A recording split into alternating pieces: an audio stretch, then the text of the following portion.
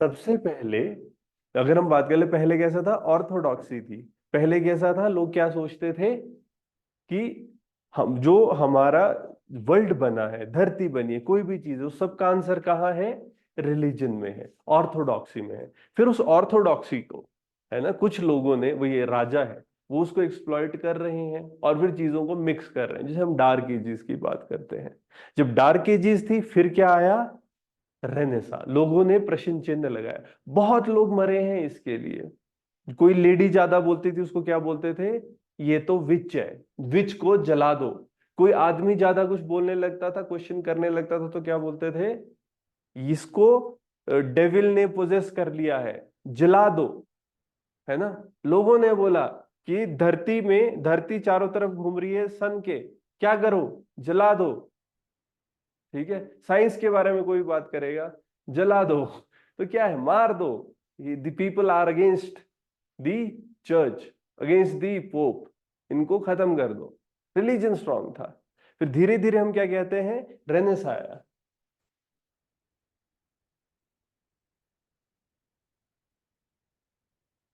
RENAISSANC। ठीक है, ये क्या है? अब ह्यूमन बीइंग को इंपॉर्टेंस दी जा रही है। अब ये समझा जा रहा है कि इंसान इंपॉर्टेंट है। ठीक है ना? अब वहां से क्या हो गया? अब द मोमेंट इंसान को सेंटर में रख दिया, अब हर चीज उसके हिसाब से होने लगी। है ना? अब आदमी क्वेश्चन करने लग गया चीजों को। कौन इंपॉर्टेंट है? इंसान इंपॉर्टेंट है। आर्ट में इंसान की बात, वो है ना, लियोनार्डो डा विंची की हम बात करते हैं। तो इस समय पर धीरे धीरे एक बदलाव आने लगा, एक सोसाइटी में रिफॉर्मेशन आने लगी, लोग क्वेश्चन करने लगे ऑर्थोडॉक्सी को। ठीक है, क्यों? दुखी हो गए थे कि जो हायर लेवल पे लोग हैं, है ना, जो रूलर्स हैं, जो उनके नोबल्स हैं, ये लोगों को एक्सप्लॉइट कर रहे हैं। तो धीरे धीरे वहां से चेंज आया। फिर हम देखते हैं कि एक 7 ईयर वॉर हुई है ना, 1756 से 1763 वाला पीरियड है। ठीक है, यहां पर एक वॉर हो रही है और उससे क्या हो रहा है? अब ब्रिटेन का आधिपत्य बढ़ रहा है। सुपर पावर कौन बना? ब्रिटेन बना। आसपास के इलाकों में लड़ाइयां हो रही, देखो बहुत लड़ाई हुई हैं, पहले क्रूसेड्स हुई हैं, है ना, धर्म के नाम पे। बट ओवरऑल था क्या? कि स्ट्रैटेजिकली इंपॉर्टेंट जगहों को हथियाना है। ठीक है, इकोनॉमिक, पैसा होना चाहिए। तो जब 7 ईयर वॉर हुई, है ना, यहां से हम ये चीज देखते हैं कि अब वर्ल्ड का लीडर कौन है या मोस्ट पावरफुल कौन है? ब्रिटेन। है ना? ब्रिटेन का आधिपत्य जमाने के पीछे रीजन भी क्या था? अगर हम इसको समझने, और हर जगह हो रहा है ना, एक तरफ ब्रिटेन है, एक तरफ फ्रांस है, इन लोगों की लड़ाई चल रही है। ठीक है, बाकी और भी कंट्रीज का रोल था, इटली है, ऑस्ट्रिया है, बट मेन अगर हम दो ऐसे कहें ना, काउंटर पार्ट। और एक इनकी मिलिट्री, पानी के अंदर शिप, अगर हम कहें ना, कि डोमिनेंस जो थी, ठीक है, वाटर के अंदर, वो ब्रिटेन की ज्यादा थी। हो क्यों रही है?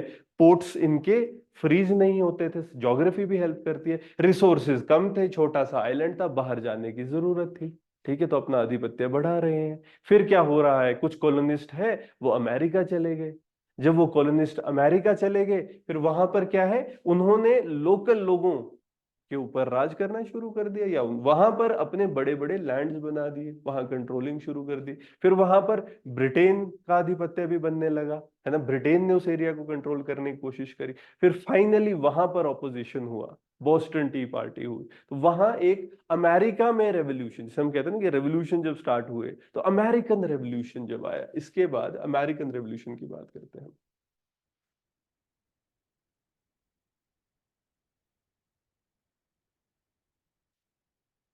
जब हम अमेरिकन रेवोल्यूशन की बात करते हैं, ये आपका 1765 से 1783 वाला पीरियड है।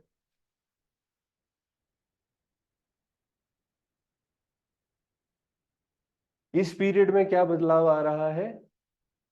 कि जो अब यहां पर हम देख रहे हैं कि जो कॉलोनिस्ट थे, जो पहले आए थे अमेरिका के अंदर, वो लोग अब ब्रिटिशर्स को अपोज कर रहे हैं कि भी टैक्सेस वगैरह ज्यादा लगा रहे हो, ट्रेड में टैरिफ ज्यादा है, ठीक है। तो अमेरिका वो अपनी अलग अमेरिकन आइडेंटिटी को आइडेंटिफाई करने की कोशिश कर रहे हैं, ठीक है। इस टाइम पर बहुत सी चीजें हुई है, स्लेव्स है ना, ब्रिटेन का एक अधिपत्य बना था। हमारे यहाँ देख लो, जब ब्रिटेन और फ्रांस लड़ रहे हैं तो हमारे यहाँ भी लड़ाइयाँ हो रही थी, बैटल ऑफ वॉन्डी वॉश है, ठीक है, कितनी आपस में ये लोग लड़ रहे थे। फिर जब ट्रीटी ऑफ पेरिस हुई तब ये लोग शांत हुए, ठीक है, तब तक ये आपस में लड़ रहे थे 7 इयर्स वॉर में। फिर उसके बाद नेक्स्ट वो अमेरिकन रेवोल्यूशन वाली बात होती है। और कहीं ना कहीं ये ना कि ऐसा कहा जाता है कुछ जगहों पर कि अमेरिका में जब एक तरह से इंडिपेंडेंस वाली चीजें होने लगी तो हम लोगों के ऊपर एक वो ना कोलोनाइजेशन बढ़ी, रिसोर्सेज चाहिए, ठीक है, तो वहां से फोकस यहां आ गया।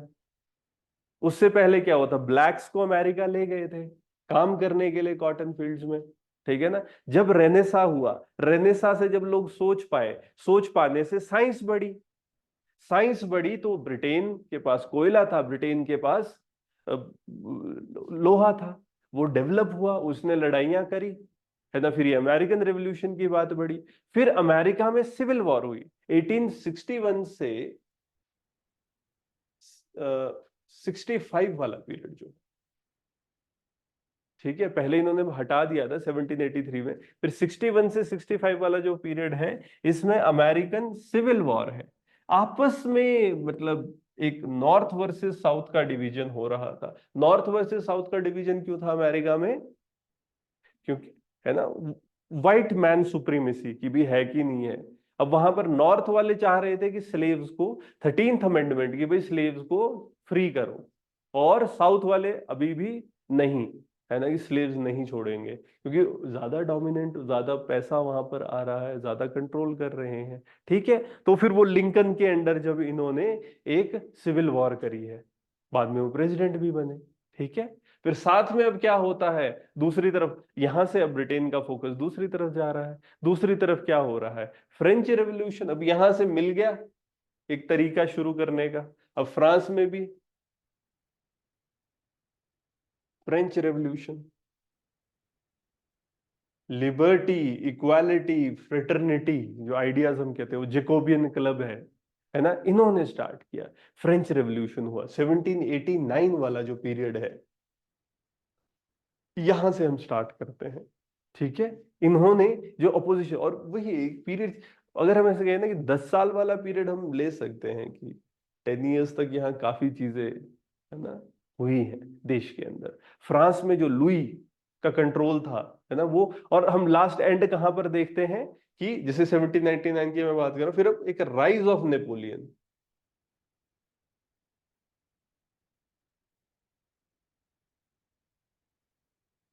ठीक है। कुछ पीरियड तक, है ना, पहले वो फ्री होने वाली बात हुई, फिर दोबारा से एक ग्रुप ऑफ पीपल है वो कंट्रोल करने की कोशिश कर रहे, और फाइनली फिर नेपोलियन का राइज हुआ, है ना। एक मिलिट्री जनरल थे और धीरे धीरे मिलिट्री में थे, धीरे धीरे जनरल लेवल पे, और बाद में उन्होंने अपने आप को किंग क्राउन कर दिया, राजा बन गए, ठीक है। तो यहां पर जब हम ये सारी चीजें देख रहे होते हैं तो जो आइडियाज है जो फ्लोट होने लगे हैं, एक नेशनलिज्म का आइडिया है।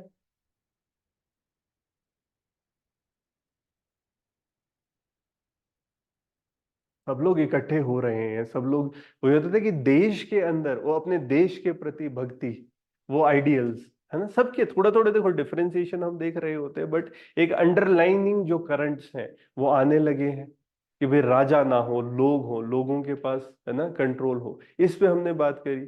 फिर क्या है, कम्युनलिज्म की हम बात करते हैं, कम्युनिज्म, कम्युनलिज्म, सोशलिज्म, ठीक है, ये कॉन्सेप्ट्स।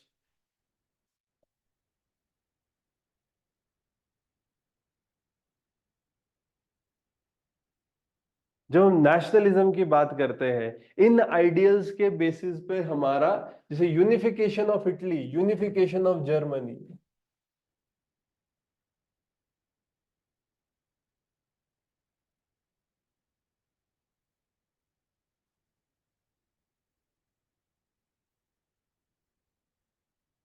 ठीक है ना, बिस्मार्क, बिस्मार्क के अंदर अंडर हम जर्मनी को यूनाइट कर रहे हैं। अभी कॉन्सेप्ट्स क्या है, नेशनलिज्म के, ठीक है ना। धीरे धीरे ये स्ट्रांग हो जाएंगे। देखो हमारा सिलेबस क्या कहता है, फासिज्म, ठीक है ना। Fascist ideology and it's global implication. शुरू में हम क्या देख रहे हैं कि यूनिफिकेशन हो रहा है, इटली का यूनिफिकेशन हम देखेंगे, जर्मनी का यूनिफिकेशन हम देखेंगे, ये इकट्ठे हो रहे हैं देश, है ना। ओवरऑल ये सब लोग क्यों इतना इंप्रूव कर पा रहे हैं, ऐसा क्या हो रहा है, बेसिस क्या है इस सब का, अगर हम देखें बेसिस इसका इंडस्ट्रियल, जो साइंटिसिज्म आया उससे इंडस्ट्रियल रेवोल्यूशन हो रहा है।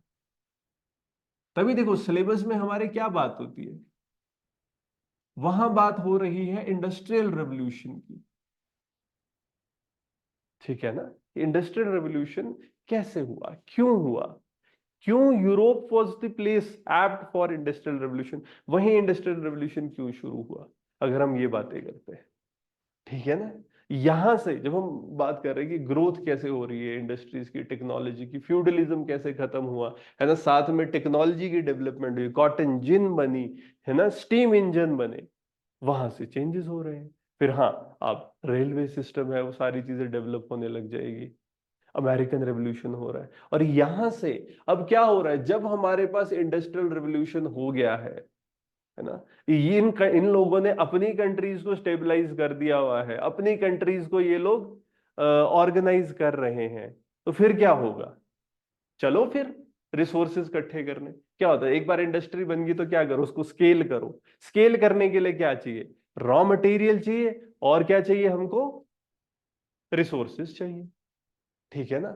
और एक मार्केट चाहिए, जब रॉ मटेरियल मिल गया फिर उस बना बनू के बाद में उनको बेचना भी तो है, उस सब के लिए क्या चाहिए, है ना, कॉलोनीज। वहां से कॉलोनियलिज्म, चल हंसा उस देश जहां रिसोर्सेज है, ठीक है, चलो उनकी एक्सप्लॉइटेशन करते हैं। और उनको क्या बोलेंगे, हम क्यों आए हैं, आप लोग हो व्हाइट मैन्स बर्डन, है ना, आपको पता सता कुछ नहीं है, हम आपको हेल्थ देंगे, हम आपको एजुकेशन देंगे, ठीक है, हम आपको सिखाएंगे भगवान कैसा होता है, ठीक है, रिलीजन देंगे, वो सारी चीजें की कल्चर देंगे इन लोगों को। और सच में क्या कर रहे हैं, एक्सप्लॉइटेशन। फिर जैसे न्यू कॉलोनियलिज्म की बात, फिर डीकोलोनाइजेशन की बात हम करेंगे, ठीक है, सिलेबस में एक टॉपिक भी है डीकोलोनाइजेशन। जैसे वर्ल्ड वॉर वन होगा, है ना, पहले कॉलोनीज करी, फिर आपका वर्ल्ड वॉर वन हो जाएगा, हम यहाँ बात करते हैं ना, वर्ल्ड वॉर वन है, फिर वर्ल्ड वॉर टू है, बीच में रशियन और चाइनीज रेवोल्यूशन भी हुए हैं, ठीक है, वो जो इंटरमीडिएट पीरियड है, फिर कुछ ऑर्गेनाइजेशंस बनेंगी, यूरोप का रीयूनियन वर्ल्ड वॉर वन के बाद, वर्ल्ड वॉर टू के बाद, इस सब में क्या कर रहे हैं, कॉलोनीज एक दूसरे को दे रहे हैं, ठीक है। फिर क्या होगा, डीकोलोनाइजेशन, है ना, डीकोलोनाइजेशन में हम क्या बात कर जैसे ना कि डीकोलोनाइजेशन, वो बाउंड्री सेटलमेंट में चीजें हो रही है। अब क्या है कि धीरे धीरे अब इंडिपेंडेंस, जैसे अमेरिका इंडिपेंडेंट बना, फिर अफ्रीका में इंडिपेंडेंस आई है, ठीक है। और फिर हम क्या बात करते हैं, नियो कॉलोनियलिज्म। क्या अंग्रेज देखो आए क्यों थे, एक्सप्लॉइट करने, ठीक है जी, सीधी बात, रिसोर्सेज चाहिए थे, मार्केट चाहिए थी। आजकल भी क्या रिसोर्सेज और मार्केट वाली बात है, फोन जब तक एप्पल का ना हो गरीबी फील होती है, और अगर एप्पल का फोन भी हो बट नया लॉन्च हो जाए तो हमको नया लेना पड़ता है ना, नहीं तो गरीबी सीधी सीधी दिखती है एप्पल वालों के बीच में। तो जो एंड्रॉयड वालों के बीच एप्पल वाला लगता है कि मैं अमीर हूं, बट अगर आप सारे ऐप अब एप्पल वाले ट्राइब में आप चले गए, तो अब एप्पल वाले ट्राइब में जाके क्या होगा, अब आपका तो पुराने वाला मॉडल है तो आपको गरीबी फील होगी, ठीक है ना। बट इस सारी प्रोसेस में पैसा किसके पास जा रहा है ना, मल्टीनेशनल कंपनीज। अब ऐसा हर एक कंपनी में, पेंट पहनो तो कौन सी पहनो, लेवाइस, बर्गर खाना तो किसका खाना है, मैकडोनल्ड्स, ठीक है, चिकन खाना तो कहाँ खाएंगे, केएफसी। क्या है ये, न्यू कॉलोनियलिज्म, ठीक है, पेंट पहनेंगे तो लेवाइस की, ये सब क्या हो रहा है अब देखो ना। और ये क्या है, मार्केटिंग, ठीक है ना। देखेंगे तो कौन सी सीरीज देखेंगे, फॉरेन वाली, बीच में चलो पंचायत आई तो लोग थोड़े खुश हो गए और देख लिया, वरना क्या है जी, फ्रेंड्स देखते हैं हम तो, है ना, बिग बैंग थ्योरी देखते हैं, यंग शेल्डन देखते हैं, हम उनसे कनेक्ट कर पा रहे हैं, हम अपने देश से कनेक्ट नहीं कर पा रहे, क्यों, marketing. This is new colonialism, ठीक है। उनको क्या चाहिए था, उनको रिसोर्सेज चाहिए थे और उनको मार्केट चाहिए थी, ठीक है, रिसोर्सेज भी है, मार्केट भी है। अगर मैं कुर्ता पैजामा पहन के आऊं या मैं पैंट शर्ट पहन के हूँ ना, प्रोफेशनल किसको मान रहे हैं लोग, लोगों के पर्सपेक्टिव अगर मैं बोलूँ, है ना। तो देहातीपन को कनेक्ट कर रहे हैं कुर्ता पजामा से, ऐसा तो नहीं है, ठीक है ना। बट अगर वो दिमाग में डाल दिया जाए, दिस इज न्यू कॉलोनियलिज्म जो आजकल, और फिर यहां से है ना हमारा इंटरनेशनल रिलेशनशिप खुलता है।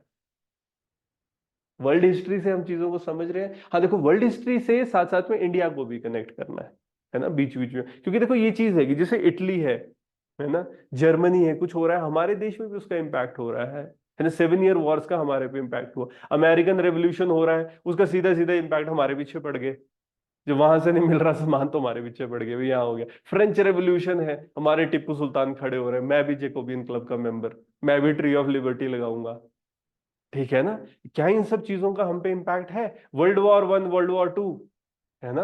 अपने बंदे बोल रहे कांग्रेस वाले, भाई ऐसे कैसे बोल दिया कि हम वॉर का पार्ट है, जब हम बोल ही नहीं रहे हम वॉर का पार्ट है, ठीक है। इंडिया को भी आपने कनेक्ट करना है कि हमारा जो अब है ना, जैसे हम बात करते हैं निहिलिस्ट, रशिया में रशियन रेवोल्यूशन बीच में, वर्ल्ड वॉर के बीच में हम बात करेंगे ना, वर्ल्ड वॉर 2 के बीच में रशियन और चाइनीज रेवोल्यूशन, तो वो जी वहां पर निहिलिस्ट हो रहे हैं, तो यहाँ भी लग गए थे बंदे, है ना, कि ये भगत सिंह जी वगैरह, इनके आइडियाज, है ना, सोशलिज्म के आइडियाज जब आने लगे तो हम भी, है ना, जब फॉरेन में एक माता का कॉन्सेप्ट आया कि देश को लेडी की तरह प्रेजेंट कर रहे हैं, है ना, हमने भी भारत माता ड्रॉ कर दी, ठीक है, कि भारत माता है, भारत माता को प्रोटेक्ट करना है, लोगों के इमोशंस को जोड़ना, वहां पे फ्लैग्स बनाए, हमने भी अपना झंडा बना दिया, ये कनेक्शन है, ठीक है। इसको हमने समझा और धीरे धीरे किधर को खुलता है, ये इंटरनेशनल रिलेशनशिप की तरफ खुलेगा।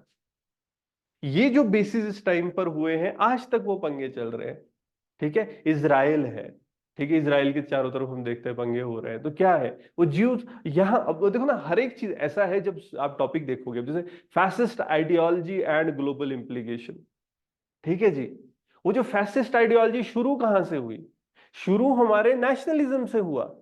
पहले इटली यूनिफाई हुआ, जर्मनी यूनिफाई हुआ, है ना, बिस्मार्क जी है, बढ़िया बंदे लगे हुए अपना काम करने, धीरे धीरे क्या हो रहा है ना, वर्ल्ड वॉर में जब बेइज्जती होती है, शुरू में जर्मनी देखो ना, बिस्मार्क के अंडर जर्मनी कितना ज्यादा डेवलप कर गया, फिर बाद में क्या हुआ, है ना, वॉर हुई, है ना, वर्ल्ड वॉर 1 में इनके सारे इलाके ले लिए, राइनलैंड ले लिया। अब उसके बाद क्या हो रहा है, बेइज्जती हो गई है, फिर एक बंदा आएगा बीच में से, हमारी बेइज्जती इसलिए हुई है क्योंकि ज्यू थे, इन ज्यू लोगों के पास सारा पैसा है ना, इन्होंने अंदर से हमको खा लिया है, शादी भी आपस में ही करते हैं, है ना, पैसे भी आपस में ही रखते हैं, मारो इन्हें, चूहे जैसा नाक इनका, ठीक है। ऐसी ऐसी बातें कर करके बच्चों को समझाया, और कितने लोग मार दिए सबके मुंह के सामने।